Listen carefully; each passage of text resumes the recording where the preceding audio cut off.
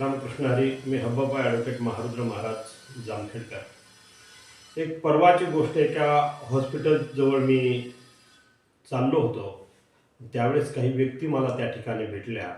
तर का तुम्ही इथं आलात, कोण आजारी, असं मी विचारलं. तर त्या ठिकाणी 2 घटना मला आपल्या जामखेड तालुक्यातील ऐकायला मिळाल्या की लग्न न झालेली तरुण मुलं त्यांनी विष प्राशन करून आत्महत्या करण्याचा प्रयत्न केला. म्हणजे किती दुर्दैव आहे, किती वाईट गोष्ट आहे की तुम्ही 20, 22, 25 वर्षाचे तरुण आहे आणि तुम्ही विष पिऊन आत्महत्या करण्याचा विचार करता. हे खूप वाईट आहे. अहो, ज्या आईवडिलांना रक्ताचं पाणी करून तुम्हाला वाढवलं, मोठं केलंय आणि त्यांना तुम्ही सोडताय, त्यांच्या जीवाला मनाला दुःख देऊन तुम्ही आत्महत्येचा विचार करताय, हे खूप वाईट आहे.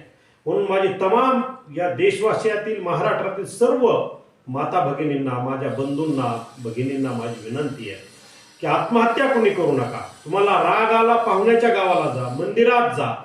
नसत तर मी स्वतः जामवाडी या ठिकाणी एक ज्यांच्या मनात आत्महत्येसारखा वाईट विचार येतोय, त्या लोकांना राग आल्यानंतर जीव द्यावा असा वाटतोय, अशा लोकांनी जीव न देता जामवाडी तालुका जामखेड या ठिकाणी मी एक निवास बांधले की ज्यांना राग आलाय त्यांनी तिथं या, राहा. तुमची जेवणाची त्याची सर्व व्यवस्था केली जाईल, परंतु आत्महत्या कुणीही करू नका. महाराष्ट्रातील एकमेव तुम्हाला हे ठिकाण मी दिलेलं आहे की राग आल्यानंतर जीव देऊ नका.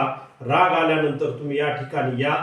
तिथं पंचदेवालय मी बांधतोय. छत्रपती शिवाजी महाराजांची मूर्ती त्या ठिकाणी असणारे, संत सावता महाराज, संत बाळूमामा, संत वामन भवानी भगवान बाबांचं मंदिर पंचदेवालय म्हणून आता मूर्ती स्थापना करतोय.